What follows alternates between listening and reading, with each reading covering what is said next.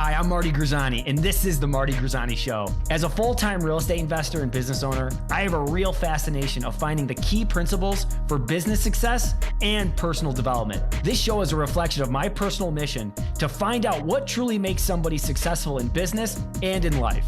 We will find tools and tactics that they've used to reach those levels. If you're the type of person who is not satisfied with average and you have a hunger for learning that will never cease, this show is for you. Welcome to the show. As I've been, looking you up and researching and hearing your stories, and I was very glad to meet you again at the event. You too, and getting to really hear a bit of it on Jeremiah's show, which hopefully will come out soon, because there is some unbelievable nuggets for people to hear from you and Dimitri and Jeremiah. We took a bunch of sound bites from it, and we're kind of popping them into social media platforms. Oh, good. Okay, good. Yeah, because that's going to be content there. Unbelievable. Yeah, I mean, that was really some, really truly MBA level discussion was going on, and it feels, it's kind of weird, like being in this position and that I'm in now, where I'm transitioning from that residential to commercial. And I want to talk to you about R2C as well, because I'm a little giddy over that brand that you actually came up with, and I'm going to take full advantage of that. Yeah. But just the being around people and being the kind of like the not the dumb person in the room, but just somebody that's just the amateur in the room. I think a lot of people are scared of being that type of person. And I thank God that I found personal development, and I found what that can do for you. And I found that, proximity is power. I do think the same kind of thing. Like, you're still looking at people who you want to emulate, and it doesn't stop. Is that kind of really what it comes down to? Yeah. I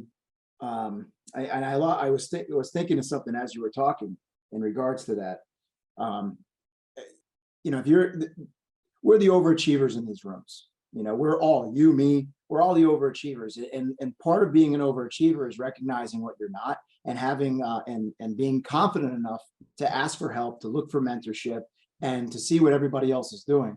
The guys who are know-it-alls usually hit a plateau, and maybe the know-it-alls are successful, but they hit the plateau. They don't get any further because they don't surround themselves around people better than them. So when, being in the mastermind group with Scott's group, working with, getting into other organizations where I'm the bottom guy on the totem pole, financially and just on an education standpoint, that has continued to push my business, push our growth. If we just stayed with people that are just simply our peers and nothing more, you're going to hit that plateau. So it's that. And now I'm at a point where, yes, I do other organizations besides, I'm part of other mastermind groups besides, where you and I met. But big part of why I'm still there is it's more of giving back now. It is equally important to me to bring some people with me as it is for me to continue to grow.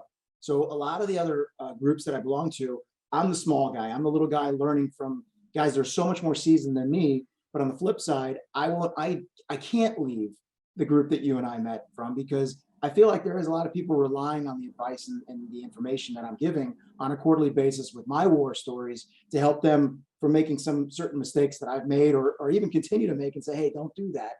Because I just went through it 6 months ago.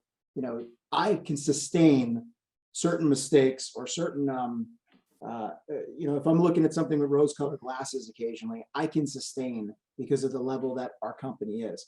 But a lot of the guys in our group, they can't make that, that bold move like we can. So it's important that I'm there to at least share that with them. I can't see leaving that. That's unbelievable, because that means so much. I'm glad that it fills your cup too by doing that. But it's just such good to hear, because that's reason why those are successful. In my opinion, you go to those things for the group. There's only so much that the originator can give, and then it's the people that are in that group. That's 100%. Right. That's like I call it the bonus round. Like this is just, And really, it's not the bonus round. That's what like some people will say, like Michael Blanc from the Apartment Investor, a guy that I follow. He would say, "Oh, everybody here, that's the bonus." It's like, no, this is the most important, in my opinion. I want to talk about Is the mastermind. Yeah, one of the things that you talked about just a second ago was like being the smaller guy in the room in regards to whatever that is in our heads of success that we're in these rooms. Do you feel like because you've done like, let's say you've been in like the residential room, right, where these people have done great deals and built up a portfolio, and then you've gotten to that next level where it's like, okay, these people have now become my peers. So what I'm getting at is like, it's become kind of a habit, right? Where it's like, I've been around these people who have been doing bigger things. Then I start doing those things and now they're my peers and now I'm surpassing them. Do you think that like doing those things and like having that kind of muscle of working that muscle in your mind going, I know this person is doing more than me. I'm around this person. Now I'm doing what this person is doing. Now we're peers, but now it looks like I'm surpassing that person. Do you think that's like a muscle people need to work on?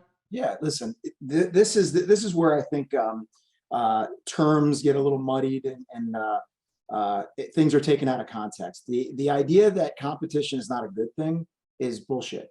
The idea that, when I go to our quarterly meetings and I see what my peers are doing, I'm like, shit, I am thinking way too small. And not only, and besides just the competition aspect of it, and when I say competition, I don't want that taken out of context. I am not competing against those guys, but I like to use that as motivation to say, am I getting too complacent at the level that I'm at with my business and what I'm expecting in terms of growth of my business for this year or this quarter? And sometimes you don't even realize it until you go into these groups and you see what your friends are doing, your colleagues are doing. This is a lonely business if you choose to be lonely. And it's so important to be involved with like-minded people because they're going to push you up. And the biggest part of those organizations is holding you accountable. Now, whether they're actually calling you or checking in or saying, hey, wait a minute, you said you're going to do this, you didn't do that. It doesn't matter. The reality is going in, knowing that you're about to meet with these guys for a couple of days and whatever group it is, that immediately holds you accountable. Like, shit, I can't go in there without at least saying that I made some offers on a property, that I went under contract and I went through my due diligence to lock in a deal. It's almost embarrassing to be with overachievers and say, yeah, we actually, it was a slow quarter. We actually didn't make a single offer. Well, that's just being lazy. There's no reason for you not to make an offer. Those are free.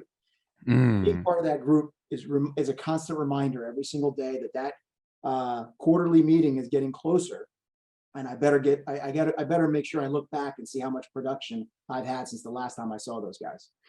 Yeah, because it's almost like going to the gym in a way where, listen, the results are there. Like you can't hide like how you look, and you really can't hide your balance sheet. Like if you really want to like really dive into it, it's open for people to see. Like people are going to know. They're going to see. I mean, you can make stuff up, I guess, but no one's doing that. When you're really that like dialed in and you're joining these types of groups, you're really like letting it all hang out. And I really think it's important that people do that, which kind of like brings my thought when we were talking off camera before we started going live, was like we're asking for help, like being okay with looking like a fool, right? In order to become an expert, everyone has to look like a fool. You got to be vulnerable. If you're not vulnerable, showing your vulnerability, number one, people don't want to be around a know-it-all. People want to know that you are open to say, hey, listen, you've done a little bit more than me. I would love to know how you got there. I get questions all the time. People call me. I was like, great. I want to be an open book for anybody that is willing to spend the time. Now it's a matter of how you ask. If you say, hey, I want to pick your brain, let me give you a call or leave a voicemail like that, I usually don't call those people back. If you email and say, hey, here are my outline of my questions, I will give you a whole book that I know because I want to see you succeed, but you need to work at it. I don't want to, everybody's time is very precious, and I hold mine very sacred. So it's important that, people aren't just saying, hey, give me a call, I want to pick your brain. Well, I'm not calling you back. Right. That's insane. I mean, that's really good advice though, for people who maybe don't know how to approach potential mentor or whatever that it is for you. If they're going to, you got to be able to know how to like really communicate what it is that you're trying to accomplish to that person so they can help you. Because what they're doing actually probably, Jared, is giving you a problem. It's like, I don't need another problem. You got to tell me where you Don't are. put your monkey on my back, but listen, show your vulnerability, but show your hustle too. And part of the hustle is to actually have a thought out way to communicate so I can properly help you. By just calling me and leaving me a voicemail like that doesn't help either one of us. I'm not prepared for the call. You might be asking me a question. Now we got to figure out other days for us to schedule so I can answer that question. But if I get it preliminarily, I'm much more well equipped, and I can do all the homework prior to us actually getting on a call. So it's vulnerability, but showing that you actually can commit to to properly to get your answers. Yeah, no doubt. And I want to stay here for a second because we, looking like a fool and being okay with asking for help and how do you ask for help? These are all important, but I really think that even having that hustle that we talked about, there's something with like urgency, right? Where you are urgently going to be able to put yourself out there. I feel like the people who are willing to look like a fool also have a ton of urgency because they don't care how they look. They don't care what it looks like. They're okay with opening themselves up. And so, because it's like, you have to have that little bit of urgency. It's like, I got to get this done. And here's the who. It doesn't necessarily mean the how, but here's somebody who's done it. So, what are your thoughts on like urgency and why do you have it? Why do I have it? Like, what is it that makes good business people typically have a lot of urgency? I know there's a lot of questions there, but mostly like, what are your thoughts on urgency? And is it no surprise that a lot of successful investors or business people also have a lot of urgency? Yeah, I think everybody recognize if you're in the business world and you're seasoned enough to understand that you're trading your time for money. It is every minute that you have is what's worth doing is worth doing for money. And I have goals that only will get achieved with a certain level of financial wealth. I have a sense of urgency to be able to create that wealth, to make the changes and do the things and give the money that I want, what I want to give and who I want to give it to before I'm dead. And, a couple brushes with death in my life have created a sense of urgency for me to hit my goals, not just my long-term goals, but my quarterly, my annual, and I'm very, very attuned to whether I hit them or not on a quarterly basis. So yeah, I have that urgency, but for maybe other reasons. I mean, I could have been dead several times in the last 5 years. It's just crazy that, everything is worked out. And, I'm obviously here for a reason. He doesn't want me yet. So I got more work to do here. No doubt. And the people that I surround myself with, I can't speak for every business owner or entrepreneur, but the people that I surround myself with, they feel the same sense of urgency because life is short, man. It is really short. Whether you're 20 or 40 or 60, and the older you get, the more you recognize that you're just blessed to still be here. I'm so agreeing with that. I love that. And I thank you for being open and honest. And guys, for those who don't know, I didn't even introduce him because, hey guys, it's my show. I bring people on that I want to talk to and I'll ask them the questions I want to. Got it? No, but seriously, Jared Elmar, thank you so much for coming on. Guys, Jared Elmar is the managing partner of the Geneva Group. It's a South Florida-based real estate investment firm with over 2 million in square feet of retail, industrial, residential, just all around commercial real estate investor. And I'm just so happy he's here. And it's somebody that I look up to as a mentor of mine. But I do have some questions for him because I do want to, obviously get to some meat here. But Jared, first of all, thanks for being here. Yeah, man. I appreciate you having me, Marty. All right, brother. And some questions for you. What's your business now, right? So, maybe actually, let's not go there yet. Take me back. What was the beginning of entrepreneurship for you? And maybe it was your childhood or the way you were raised. Did that have any impact on that journey? Yeah, so I guess a quick synopsis of my background is my father, he died when I was 7, drugs. My mom battled addictions and she wasn't really equipped to raise me. My grandfather wound up raising me on $1,500 a month in an efficiency apartment. money was always very obvious to me because we didn't have any. My grandfather was astute enough, even though he had no money, to at least say, look, I can't provide you much, but at least I can provide you to make you aware of what you're capable of. And at 9 years old, he threw a Forbes magazine in my hand, and popular. It was Forbes, Kiplinger, and I was watching Wall Street Week in the '80s with Louis Supervisor on a black and white TV in our efficiency apartment. Unreal. And it wasn't for me to understand markets and how they move. It was to show me numbers, to say, you read Forbes in the '80s, guys were making $50 million a year, and that, those were big numbers. And that's what he wanted me to see. So in a sense, he kind of created a monster because he wasn't a family man. I didn't have a lot of structure growing up, so I didn't really know how to be a family man. I learned later in my life. But one thing I did understand is entrepreneurship, and that if it's meant to be, it's up to me. And my first stint with entrepreneurship was probably in third grade, where I was selling. My mother worked at a outdoor flea market selling costume jewelry. And it was cheap shit. I mean, it was like $7 bracelets, that kind of thing. It was really crap. It'd turn your wrist green in a day. God forbid you bring it in the shower. And she stopped doing that. And I was just rummaging through something, and I found a shoebox of all this kinked up jewelry that was just leftovers. And I spent a couple days unkinking all these pieces. And I wound up selling it in third grade in the bathroom of my elementary school and in my aftercare, whatever aftercare I had. Selling it to the parents. So I was making like $40 a day in third grade. And that was like, wow, this is amazing. And I felt like, I think that moment I was like, there's no way I can ever work for somebody. You had that thought in third grade. That's insane. I remember saying, well, why would you do anything else but this? True. So unfortunately, the principal of the school shut me down within a half. So then it became, you got evicted out of the bathroom. Then it became black market jewelry. And do it more on the down low. Sure. But that was really my first experience with entrepreneurship. That was my quote unquote lemonade stand.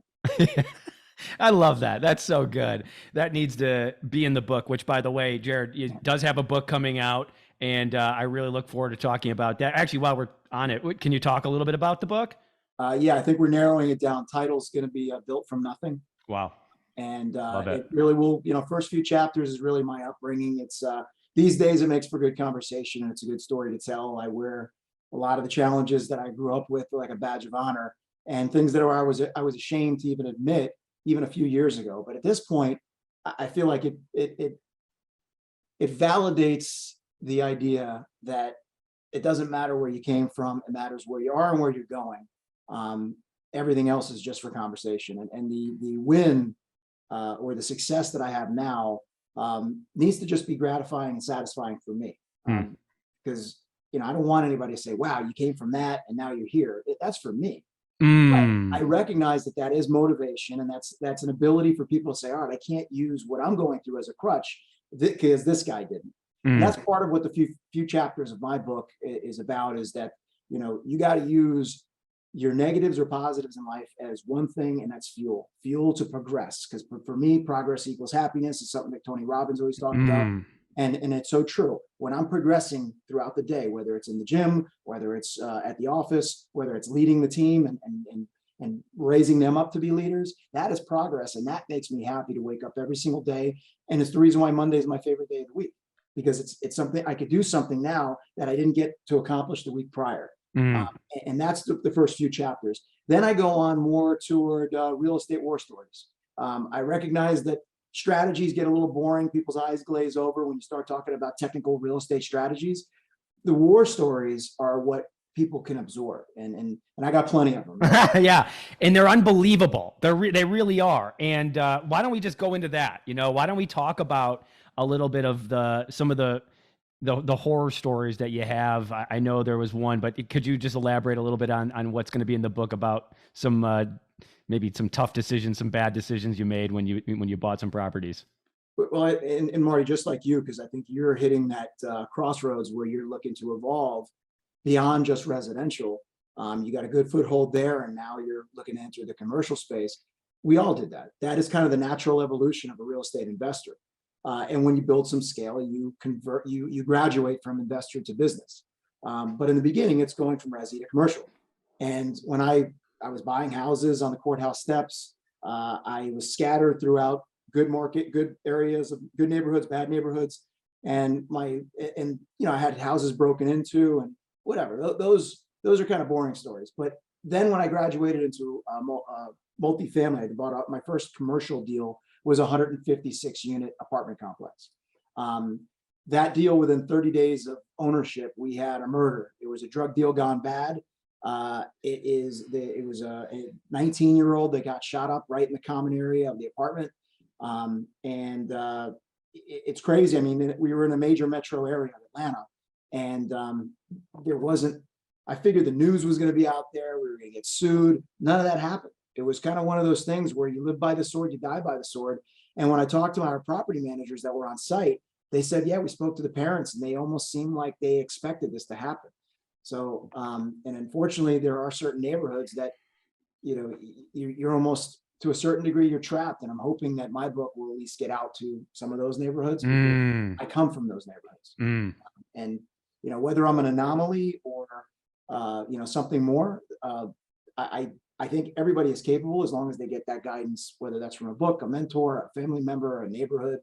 Hopefully my book will get through to people that don't have those mentors in their neighborhoods. It really will. I know it will. I mean, the story, and your story needs to be out there. That's really the thing, is like, I want more of this. Like, you need to be out here. You need to get this out there. And I whatever media it is, more people need to hear your story, because I think how powerful it is that what you came from, literally, like you said in the title, it's built from nothing, or even less than nothing in some cases. Less than nothing was actually the title, but it was too many words.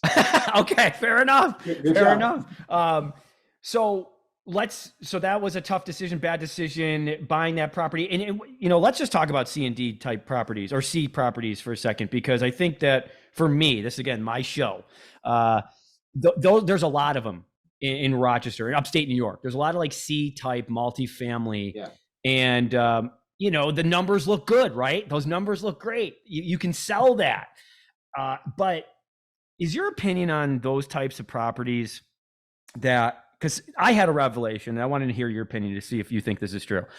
No one should be buying those. The only people that should be buying those are government entities or non-for-profits, or people who just don't care about the return at all, and they're independently wealthy, and they just want to see the neighborhood change. Because I think what happens, Jared, is a lot of investors, and I get pissed about this, I think a lot of investors buy these types of properties, realize what they got into, realize that it's nothing that you did wrong necessarily, other than buy it. You're not a bad owner. It's a bad asset to buy. And so a lot of people get into that for the first time because the numbers are, the returns are bigger and the prices are lower. Sure. And then they think that they're a bad investor. And so I really get amped up about it, because I was one of those guys, and I stuck with it, but I just see so many people who didn't continue on. And my whole thought was, no one should be buying these. There are years of redlining and just the years of racism and years of all these things that you are not able to counteract. So listen, Marty, thoughts on that? You're 100% right. Listen, if I had to go back, I would never, ever, and I won't now, and I wouldn't back then if I had to start all over, get into a Class C property. And I want to make sure that there's an understanding of what I'm talking about, a Class C. Multifamily was a great asset class to be involved in, and shame on me for not staying 100% focused on multifamily over the last 11 years.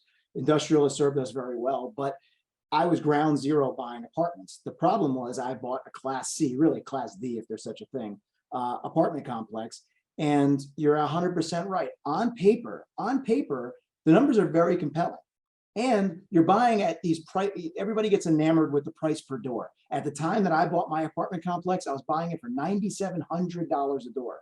Insane. So that's insane. Like, you close your eyes, you hope for the best, at less than 10,000 a unit. But still, I had so many issues and so much deferred maintenance. These properties get beat up beyond what any other product type or asset class get beat up. Anytime you renovate these properties in those specific markets, Class C and less, you're going to do the same renovations 12 months later, 100%. No question about it. You're going to be dealing with delinquencies that you're never going to be able to cure. You're going to have more turnover, and the cost of turning over, unless you're really dialed into your numbers, you're not even going to know you're not making any money. I would steer clear of Class C and above. Now, I'm not saying that people don't get lucky. And quite frankly, I didn't know what the hell I was doing. I had residential experience, but I didn't know how to run a 156 unit apartment complex, but I bought it in 2010. I was on the basement floor, and the market only went in one direction since 2010. Right. So even though I had a murder, even though I had to re-renovate virtually the entire complex before I sold it 16 months after I bought it, even though I had a strong arm robbery, 2 fires, a truck going through a building, all within those 16 months, we still turn an amazing profit, not because I'm so good, but because I caught the right market. No, I made the mistake of getting in the wrong product type. At this point in the cycle, people are still getting enamored with the price per door, saying, wow, I could buy this 150 unit or 80 unit or 200 unit apartment complex in the hood of Arkansas or wherever it is. And the numbers are screaming off the page. Yeah, but you're never going to be able to achieve those numbers. And at this point in the cycle, you don't have the momentum and that trajectory to look forward to. So there's so many other product types to focus on. Buy less units, but a better product type and a better market is my opinion. Yeah, thank you for saying that, because I first of all, it's good to hear it from somebody who is up a number of levels and just confirming that thought I had. One of the things that you talked about is, going from a investor to a business. That's where we are, right? And that's where a lot of my listeners are. They're investors, and they want to transition to being a business. And we may say that we are, but really we know that we're not. So what is the mindset shift that people need to have? Or was there an aha moment for you? What maybe, again, this is it's really just the work, putting the work in, but what is your thought on how that transition occurs and what maybe be the next best step for somebody? I mean, I can only speak from experience, and when I was what I consider a real estate investor, it is a natural, you have to hit that step. You have to be at that stone before you can jump to the next one. That allowed me to stockpile my own cash. That, as being an investor, allowed me to build my own liquidity, and it allowed me to have proof of concept with my investor base. Now, everybody might be getting their capital from different places, but for me, it was dialing for dollars on every project. I still do that today. It's less selling these days, but in the beginning, I had to sell the deal 5, 7, 10, 12 times. Now I got 40 investors. I only have to sell it 5 times with new investors that are coming in. So you build a Rolodex, and it really does compound faster than you think. But you have to go through that investor, quote unquote, stage prior to becoming the business. You got to get the cash behind you. You have to have a good track record, a good resume to work off of, and you got to have proof of concept to your investor base. Then once you establish that, then you have to decide what you're going to hold and what you're going to sell. And for us, we try to hold now in perpetuity. We were trying not to say, all right, we're going to buy, we're going to fix up, we're going to flip. We'll still do that. It's still part of the model, but we're really trying to hold and build more square footage to ultimately have a business.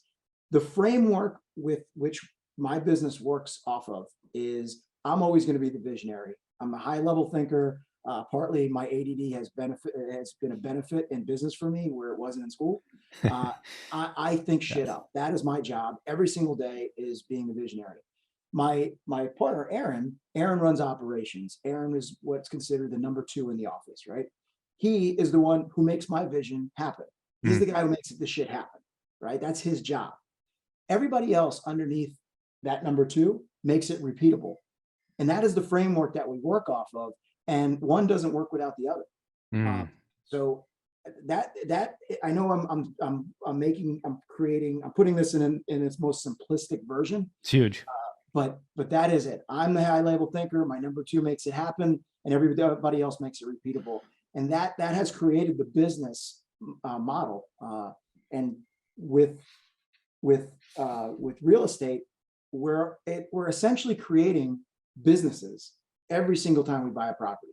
It's in a partnership. It creates its own life organism. It creates cash flow. It has its own expenses. we're down here as the branding company, as the Geneva Group that collects management fees to keep all the plates spinning, all the partnerships going, being able to distribute to all our investors.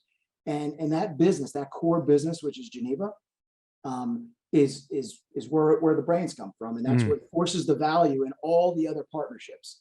That we force appreciation into our partnerships in a short period of time. And that's what we've been kind of known for. Because the team, it's a very cohesive, collaborative. We collaborate all the time. The PMs are always talking to our asset managers. Our asset managers are always talking to operations, acquisitions, and me. We're dialed in, and I speak to our acquisitions team more than anybody in the office. And we try to stay somewhat compartmentalized on our tasks at hand, but we're all nonstop communicating nonstop. So, you know, that's, I guess, the 30,000 foot view of the evolution of going from an investor to a business. And everybody's invested in different product types, and there's different nuances, but that's the framework to work off of in any industry, in my opinion.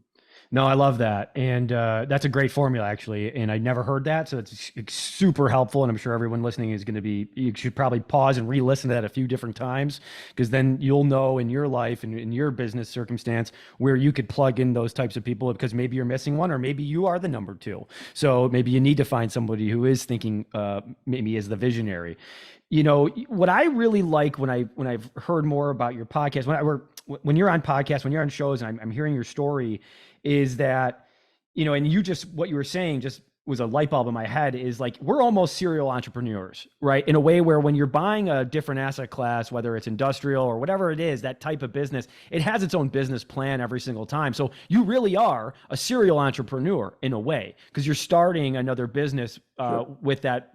Yeah, why is it then, you know, because your small bay thesis is so powerful, listening to it and understanding it, and now I'm amped up about it. You know, why do you believe in it so much?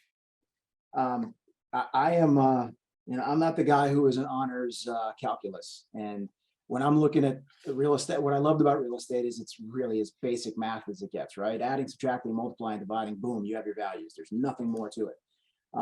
And with that particular product type, with Marty was mentioning a small bay industrial,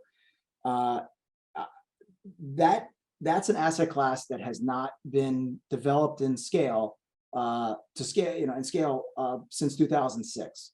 Every other product type you can think of, self-storage, any alternative investment, multifamily, you know, office in some major markets, retail, you know, all that has been developed throughout the country since 2006.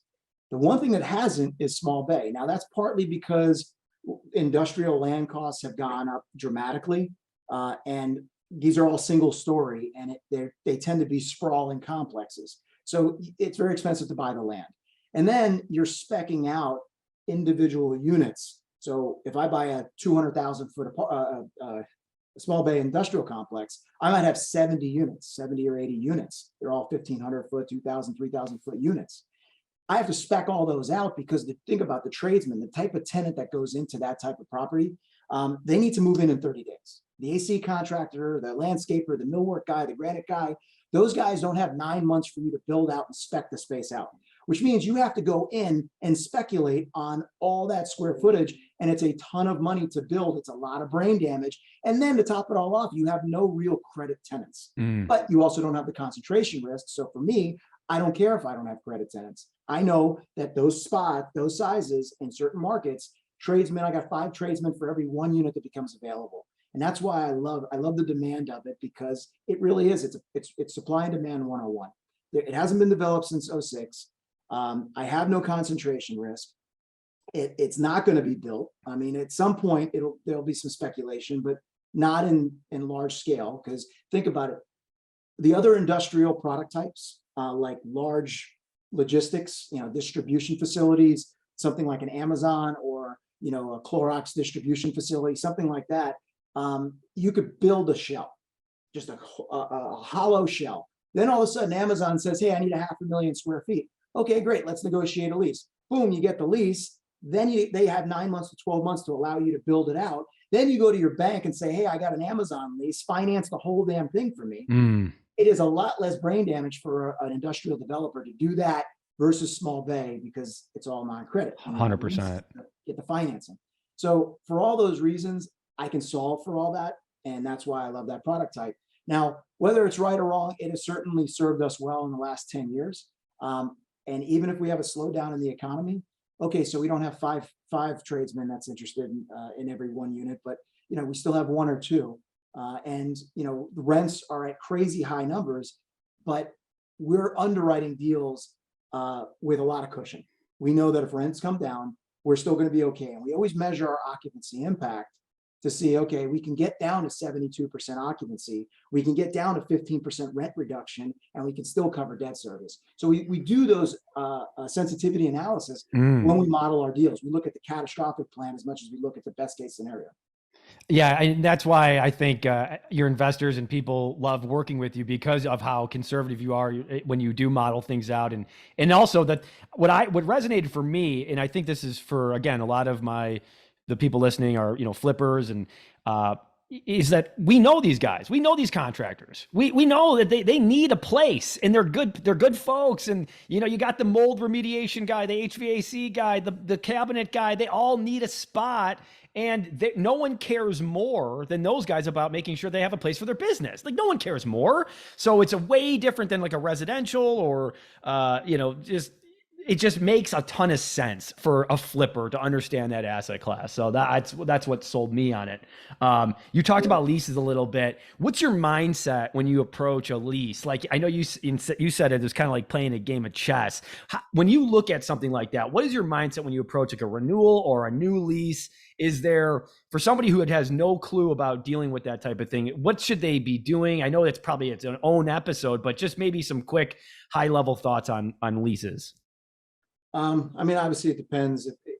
I try not to get involved in the smaller leases because my office is well equipped to deal with the smaller stuff, but the bigger game-changing leases that we do have in some of our properties, I get involved 100%. And that's partly and the guys that are really spearheading in my office, like our asset manager that's spearheading a lot of the leasing on the larger major tenants, he's dealing with looking at the calculations, comparing it to our projections, making sure we're in line with what we've modeled out when we bought the property in the first place. But what I get involved in is I'm like, okay, like just yesterday, we have a major lease that we're negotiating right now on 25,000 feet. It's a game changer. We ink that lease. It adds about $2.5 million in value to the property. Let's go. Right. So I'm looking at that and I'm like, okay, the fact that they got back to you within 3 hours, we sent the letter of intent. They countered us within 3 hours. They also divulged to us that they have to be in by April. Okay, now they have, and we're looking at how much tenant improvement dollars they need, which means they got to reconfigure the space based on what they're asking for us. Okay, so let's weigh this out as far as the intangibles go. They got back to us within 3 hours. They have no choice but to be in by April. And I see what their build out or their projections are on how much construction that they're about to put into our invest into our space. I know that we can be a little bit more aggressive, right? I know they have to be in. And I know after 5 tours that they had, it's very easy to say, okay, they're not going anywhere else. In their mind, they've already leased this space. So maybe we could be a little bit more aggressive with this particular lease. On the flip side, I had another deal, which happened last year. Again, huge game changer. That lease added about $7 million in value to the property. It was a very large flooring company, trades on the stock exchange. They were do or die for not only the building, but the actual 3-pack portfolio that we were going to take out to market.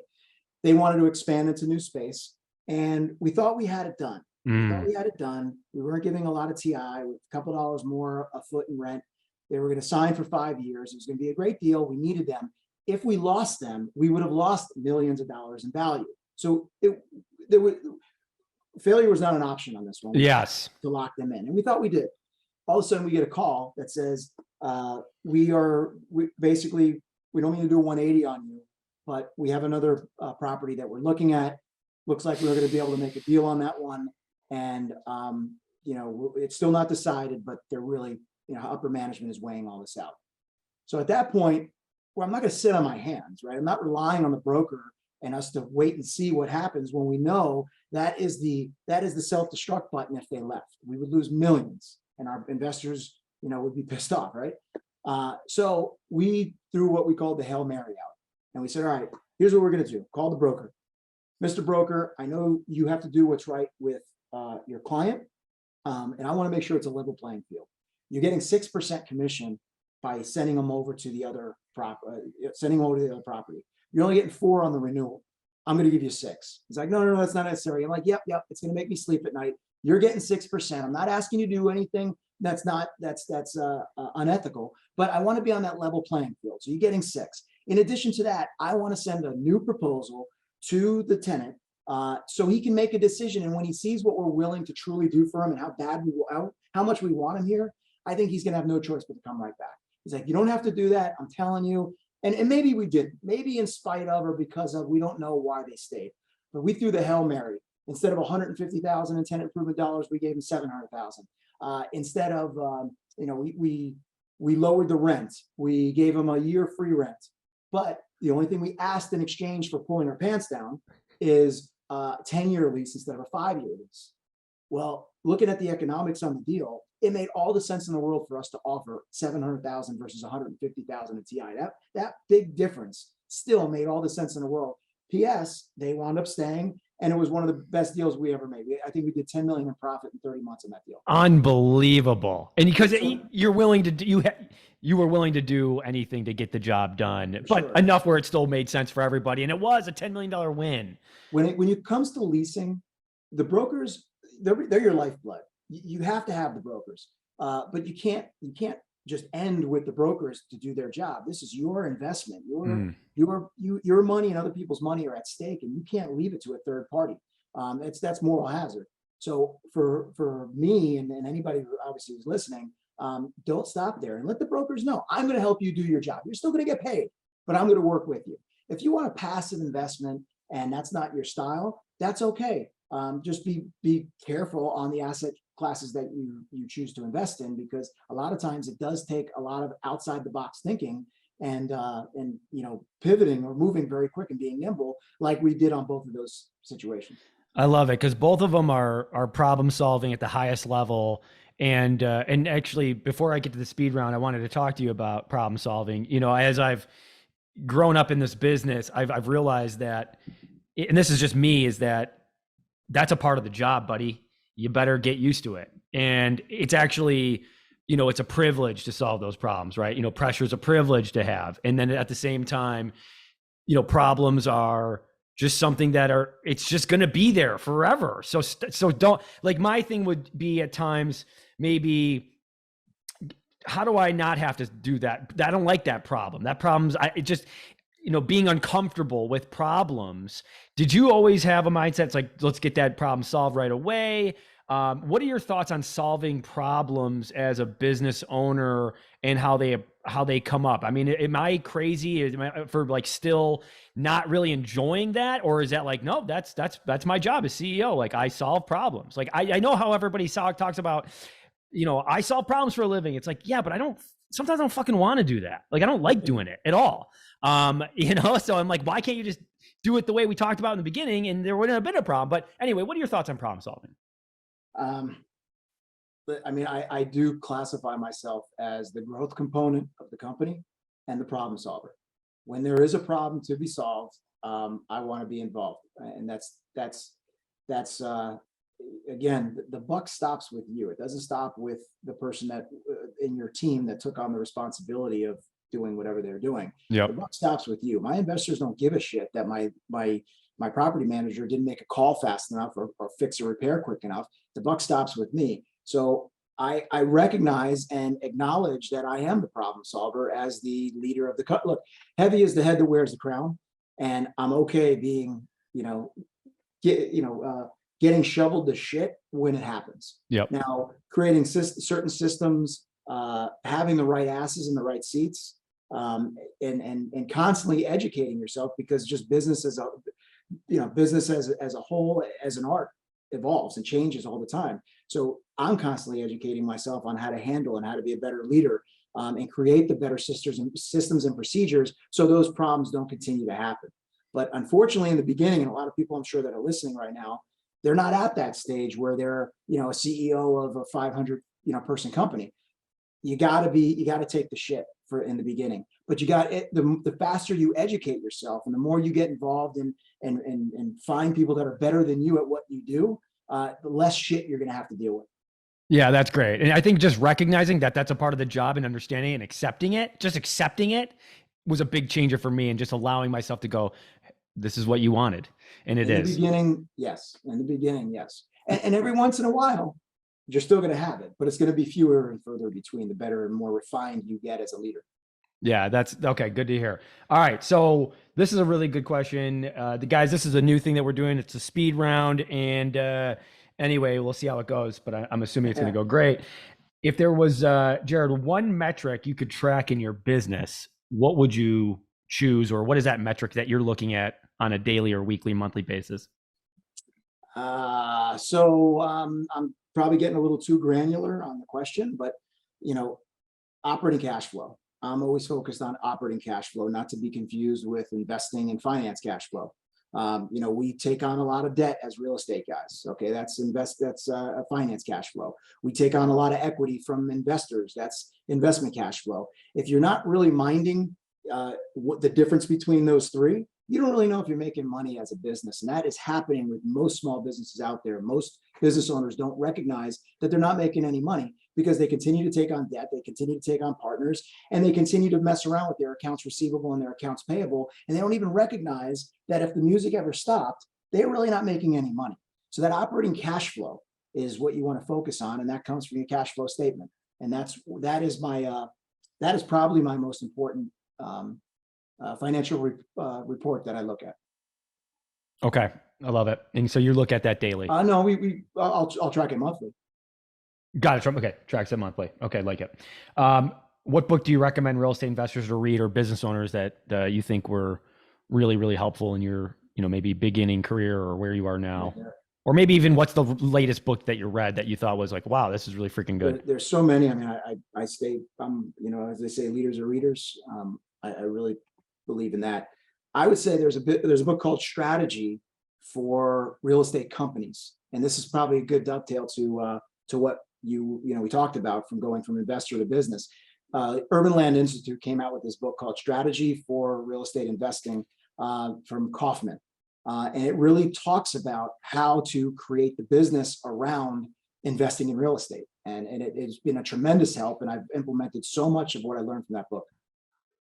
That's huge. Love it. Haven't even heard of that. So that it's freaking good. Thank you for that. How much do you, if you don't want to disclose it, that's okay. But how much do you spend on personal development? Or, I mean, let's say, like, what do you think about spending money on your personal development in general?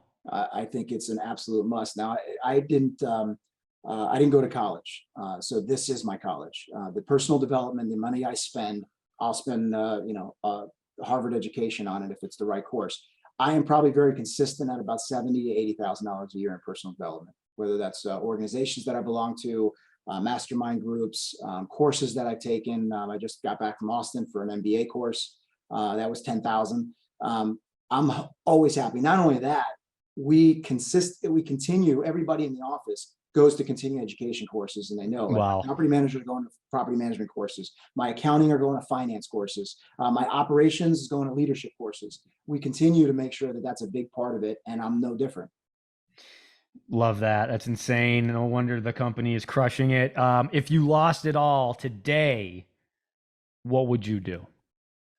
Today, meaning right now, August 7th, 2022, where the market is right now. So what I would do today is I would 100% have, if I had nothing and lost my Rolodex, I would be a broker. I would get my license, commercial broker. I would dial for buyers and sellers until the market turned where there was opportunity. And then I would be dialing for myself with just buyers, sellers. That would be my, that's how I would structure it. But as a broker, you learn the market. You learn, the strategies and the techniques of buyer and seller. You make some money in the process, and then when there's an opportunity, when the market presents itself, to just do nothing but call sellers. I love it. I love it. I've actually heard you say that when we were at the podcast with Jeremiah and Dimitri, yeah. And I thought that was brilliant. I loved it. Thank you, Well, actually, last question: why is it called the Geneva Group? I love that. So awesome question. It's rare I get asked that, so I'm very excited when people ask that. It's really a few people.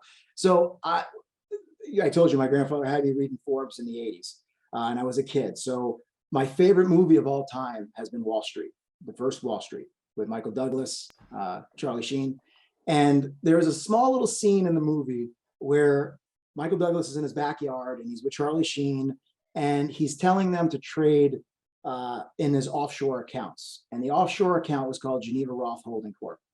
And I just thought that was the coolest name. It's global, it's I love worldwide, it. it's privacy back when, I guess, when Switzerland had a disdain for big government. That I just thought that was the coolest name. And I said, you know what, I'm going to name my company that. And that's how the Geneva Group was born. That's actually really cool because it goes full circle. Like that was something you saw as a kid and you were like, that's so sick. Like I want to do something like that. And now, I mean, is it fair to say that this is way more than your wildest dreams where you are now? Yeah. Yeah, that's fucking great. Yeah, absolutely. That's fucking awesome. But the hard part, though, is to actually smell the roses, pat yourself on the back, and recognize where you are now. That's the biggest problem for me. There's something called, I used to do Strategic Coach, which was an entrepreneurial group that taught you how to strategize, problem solve, build your business, 10x your business. And one of the things they talk about is the gain and the gap. And do you live in the gain or do you live in the gap? I tend to live in the gap, and that's something that I'm trying to continue to improve myself, where it's never, the real and the surreal is another way to put it. I live in the surreal, where I'm trying to find the horizon and I see it, but it doesn't really exist. It's not real. You just keep going out there, drifting out there, and the horizon just keeps moving. When you live in the real, you really appreciate where you came from. And part of my philanthropic endeavors allow me to appreciate where I am and what I could do for other people. And that, serving other people in any way has proven to me as a way for me to really appreciate where I am today. And it's ever evolving. But that's very important to me now, is to give back and to bring as many people as I can with me. You've talked about that a few times, charity being just so tremendously important to you, your company, your family, and showing your kids. Because one of the things you said was that a tough thing is going to be, giving them the sense of like, hey, this isn't normal. What we're doing, like what I've done, and like how you live essentially isn't like the norm. Is that what your thoughts are? That like going out and volunteering and putting your money to unbelievable projects, is that like something it's a must do for all, like for all business people to really, maybe smell the roses? Yeah. And again, I if you don't do it, if you don't exercise that muscle, which my friend of mine coined this phrase, a philanthropy muscle. If you're not working the philanthropy muscle, it atrophies, and you don't, and then you wonder why there's an emptiness in your life.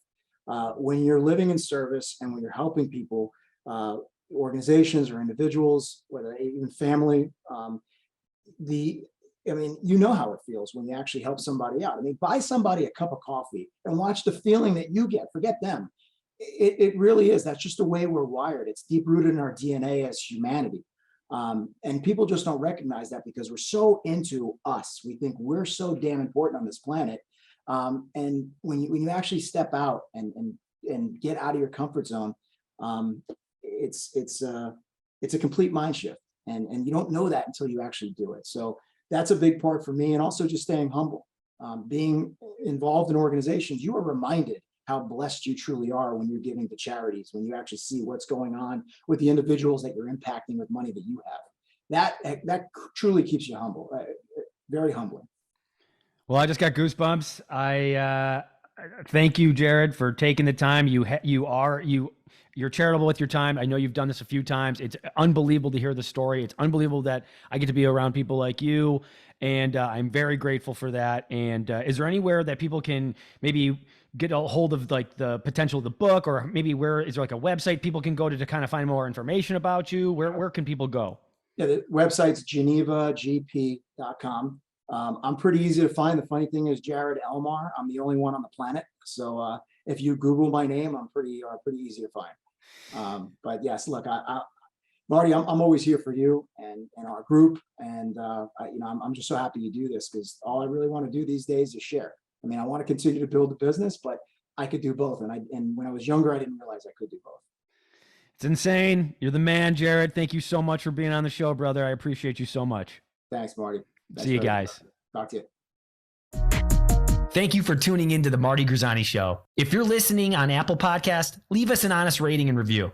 If you're on Spotify, make sure you follow us for weekly episodes.